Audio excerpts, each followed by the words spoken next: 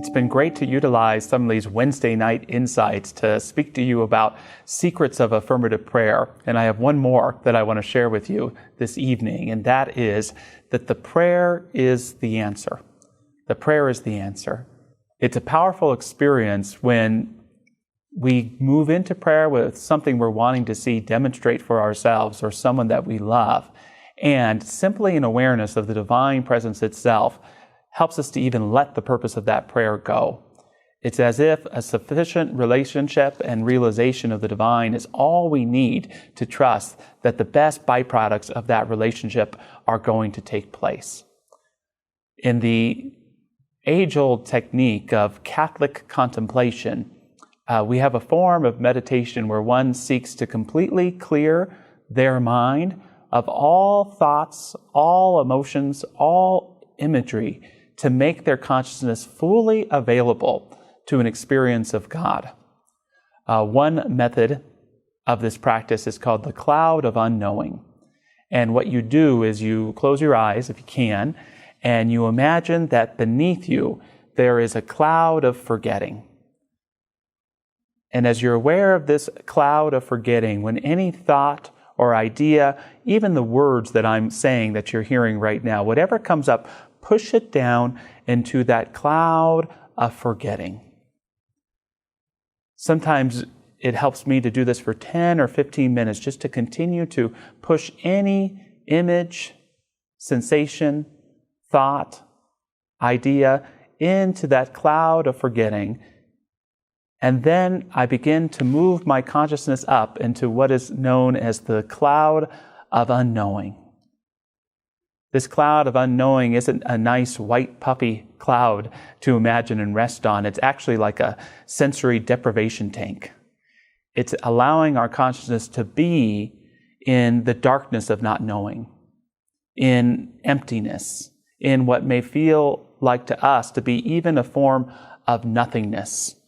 This is what St. John of the Cross, the great contemplative, meant when he used that term, the dark night of the soul. It's about going into this place of unknowingness with faith and willingness to experience the divine. And if you keep going back to this place with faith and conviction, what the teachers of contemplation let us know is that it won't happen every time, but sometimes it will be as if we are touched by the hand and heart of God, of grace, and of Spirit. What a powerful way to experience the divine and then look at what we may be seeking in our lives, which for most of us with that realization of the divine presence is simply to live more at one and more in awareness of what it is in every area of our life. Ralph Waldo Emerson said of prayer, he said, "Prayer that craves a particular commodity, anything less than all good, is vicious. Prayer is the contemplation of the facts of life from the highest point of view. It is the soliloquy of a beholding and jubilant soul. It is the Spirit of God pronouncing His works good. But prayer as a means to effect a private end is meanness and theft. It supposes dualism and not unity in nature and consciousness. As soon as the man is at one with God, he will not beg. He will then see prayer in all action. The prayer of the farmer kneeling in his field to weed it, the prayer of the rower kneeling with the stroke of his oar, are true prayers heard through nature, though for cheap ends." This statement from Emerson, in particular, that prayer is the contemplation of the facts of life from the highest point of view, helped me for myself to find prayer or prayerfulness as having a mountaintop consciousness. And in order to have a mountaintop consciousness, there must be something that represents our everyday consciousness. And so I like to think of the analogy that our everyday consciousness is like a busy, bustling city. Think of that. A very busy, bustling city that represents your everyday consciousness. There's highways and streets and alleyways, all representing all the different directions that our everyday thinking goes in. There are buildings and neighborhood names that symbolize history and relationships in different areas of our lives. There's people moving in, through, and about, people you know, people you have yet to know, people that may be connected, people that may have never met anyone before, but they're all part of that sense of community of your social, busy life. Then there's all sorts of laws and regulations and politics and diplomacy, all representing ideas, some of which served you in the past, some of which did not serve you. Some of which served you for a point, but may not serve you any longer in getting where you want to go. Prayerfulness is that aspect of rising above just the consciousness in the city to get up to a more mountaintop awareness that can cause us to see our life from a greater place of wholeness, from a greater perspective, from the highest point of view. How do we get there? Well, we go within. It sounds contradictory, but I would like to say that the deeper you go, the higher you climb. And how we go within is not just by closing our eyes and shutting out perhaps the sensory world, but it's by casting out the net of our imagination to a greater experience of what the infinite is, of what stillness is, of what God is. Casting that net out, we feel and can even experience ourselves rising above that everyday consciousness of the busy, bustling city. We begin rising up, and all of a sudden, we see things that never connected to us before, that are connected in our city. All of a sudden, we can see ourselves not from a place of hurting ourselves or disliking ourselves, but seeing ourselves as the hero or the heroine in the adventure of our lives. We keep rising up to that mountaintop until we sit right next to the divine right with us, and we can truly behold our lives. There's a few different ways we can sit on that mountaintop. One is we can just be there. Just be on the mountain. Take in the air, feel the light of spirit on your face. Hear the bustling of the wind. Hear the stillness that tells you divine secrets about the truth of who you are. Just be in this mountaintop awareness. That's one form of prayerfulness. The other is to, from that mountaintop consciousness, to look directly at a specific area of your life in that city of your everyday consciousness and to know the truth about it and yourself. This, in brief, is what spiritual mind treatment and the science of mind is all about. It's taking an awareness of the divine and using it for specific purposes in our lives.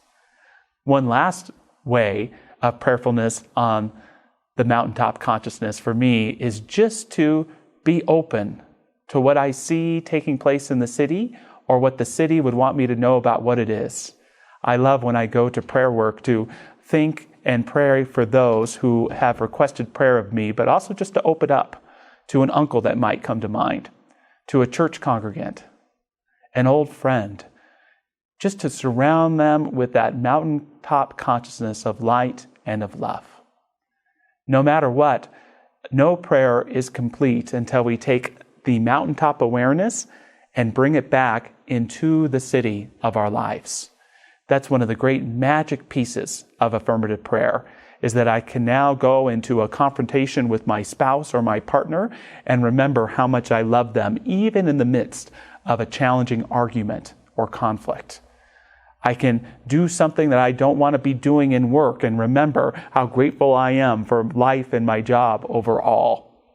I can see in a moment of my own mistake or failure and still hold myself in the wholeness that knows that I'm a good person doing his best. Where would that mountaintop awareness most help you? For when we remember that the prayer is the answer, the goal in our life isn't to pray to get as much stuff as we possibly can. It's not to change our lives. It's to make sure we are spending each and every day finding that time to climb up that mountaintop of awareness, to see our lives from a higher point of truth, and to see that that truth is an intimate part of who we are. So let's just take a deep breath and step fully into the knowing that God is all there is. Above, below, around, through, and within, there is only one. One power, one presence, one energy, one essence, one life. And that is the life of God. I see God in nature as the trees grow and bloom and change and shift. I see God in the gardens that grow.